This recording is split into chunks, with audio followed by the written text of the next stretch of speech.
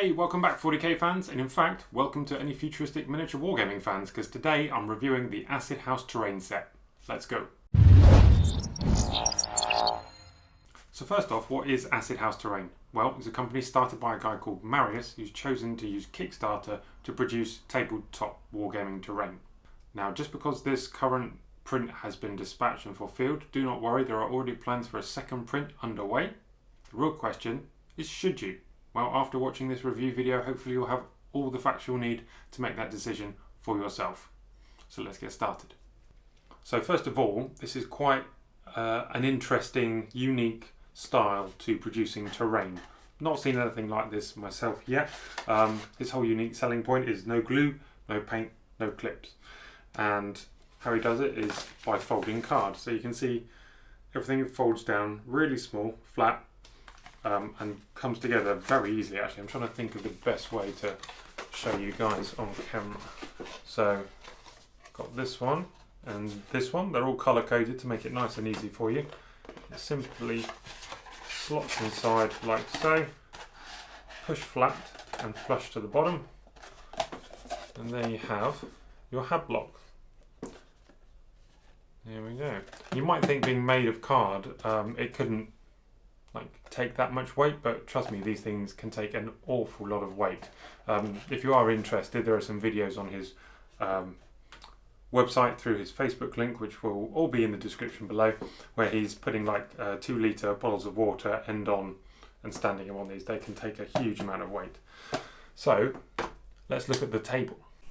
So what we've got here is a table that I set up earlier today. Took about half an hour to put all the bits and bobs together and the tiles. We'll talk about those later. What can we say about this? Well, first of all, the objective marker is not included. That's mine. Sorry guys. Again, just to give you an idea of scale. What have we got? Well, we've got on the bridge here, we've got some Tau Fire Warriors. Riptide there, that's not a small unit by any stretch of the imagination. And a broadside comfortably fitting on that building there. Over here, some Admech Sicarans making a push, yada yada, and some big vehicles. So hopefully, if you're familiar with any of these units, the base sizes, you'll have an idea of what you're looking at. Now, where shall we start? Let's start with the tiles. Now, the tiles are an interesting idea. Okay, so they're double-sided. This is the other side. It's very, very cool. Great design. This is the one I prefer, I have to say, because it's got these kind of, I don't want to call them roads because they haven't got any white lines down the middle, but for all intents and purposes, they are roads. Now, I would say the quality of the tiles, they look fantastic, but they are prone to warping. Now, you can see we're using like these little peg things here to hold everything in place. And when these are all flat, the tiles, it works really, really well. But when you've got a warped tile, you can see you've got a bit of movement there. Now it's easy enough to sort out. You just give a good bend. You can be quite forceful with it and not break them. They're not fragile by any stretch of the imagination.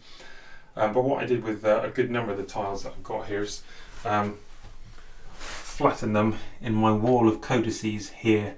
Along with some of my 8th edition ones as well, and that really helped, I found. I think he's got some suggestions for how to do it on his either Facebook page or website. Maybe I'll get the iron out, I don't know, but there's definitely going to be a way to sort those. Now let's talk about the actual visual quality. Really, really awesome, and I like this side as well because you've got these kind of streets and roads and things, and then you've got these plots everywhere. And look how good that looks on the camera there. It actually looks like it's glowing. Really, really well done. You've got these plots, which make setting up a table with decent terrain and line of sight blocking stuff, which is what 9th is all about. It makes it really easy. I didn't have to think about where I was placing stuff too much. I just found a plot. Hang on. Whoop.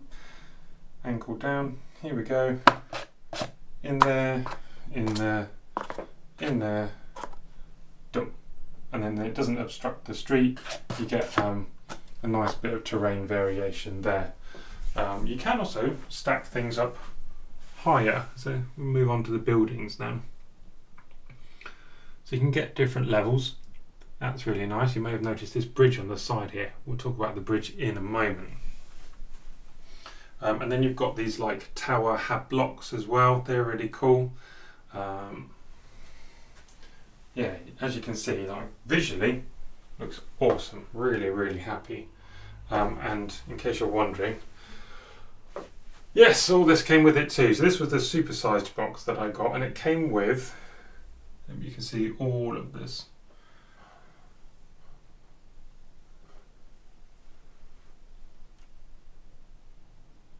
And again, head on over to Acid House Terrain.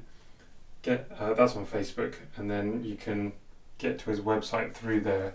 He's got a nice load of pictures actually to show various ways to set it up, and how you can have different tables looking really awesome. So onto the bridges. Bridges are a bit of another gripe for me. Like the tiles, I don't think they've necessarily been done as well as they could have been. So let's have a look at this one for instance. So they're held together just by placing these little rectangular pieces at each end. I'll try and show you this one-handed, but see, it just moves around. And if it's still and you've set it up in place, hopefully it won't move, but they do move really easily, and then they slip out and annoying. So let me show you how it comes. It comes to you more or less like that. Then you fold the edges in, and then you use these bits down here to wedge in between and kind of hold it in place. I think the easy fix here is to super glue them in place. I know like the idea is to keep everything flat and make sure you can pack it all away, but actually they don't take up a lot of room anyway. Let's see if I can get this back in one-handed. Probably not. Oh yeah, like that. And you can see it kind of stops the wings at the side from opening up if you just wedge those in there. But yeah, you can see how easy it comes out. In terms of weight bearing, all of this stuff is really, really strong. Let me give this really good thorough whack there. You could probably put, I mean it's not wide enough sadly, but the old lead dreadnoughts they used to get, easily on there, no problem. It's all really, really sturdy and good quality, I have to say. Even if I don't like the design feature of the bridge and maybe the tiles. I wonder if making the tiles like double or triple thickness would help with it, but then you're going to push up costs. Yeah, you've got these tiny little kind of, I don't know, they look like toilet cubicles or whatever, but these are quite a nice touch. So you can use these just to extend certain buildings and create little hiding points. That's really cool. The only other thing that I kind of don't like are these. I assume they're meant to be like pipes that would act as a barricade maybe, but I don't know. They just look a bit weird and out of place, a bit clunky, really. Anyway, hopefully that gives you a good idea of what it looks like with some models on, and yeah, some honest feedback. There are a couple of bits I don't like, but mostly this is a really awesome set so far. So we've had a look at the table and talked about some of the pros and cons of the product. Now let's talk about my actual experience ordering something from Kickstarter. It's my first time ever, and I did run into a little bit of a problem here. Now if you watch this video and you know exactly what you want to order, I'm sure you won't have this problem. But originally I ordered the 50% box, and then a few months later, before it had even gone to print, I asked if I could upgrade to the supersized box, and talked to Marius, and he said, yep, that was no problem, told me exactly how to do it, and I did it. When the product was delivered many months later, I found that I only had the 50% box. So I got on Facebook, had a chat with him, he said he'd look into it. The very next day, all credit to him, the very next day, he'd fully investigated it, and found out that yes, I was due a whole lot more terrain than I received, and put everything in motion to have the rest of the shipment reach me. He even offered me a refund instead, but I actually wanted the terrain. Now, that should have only taken 2 to 3 weeks, and then war broke out in the Ukraine, and it was delayed by like another month, which I'm not worried about. It's nothing to do with him, obviously, but just do be aware that somewhere along the Kickstarter to Marius's orders and everything balancing out there, my order was not quite handled properly. But like I said, if as long as you know what you want and you order the right thing first time around, I'm sure you won't have that problem. And if you do, Marius is a really cool guy. He will do his best to sort it out for you, I'm sure.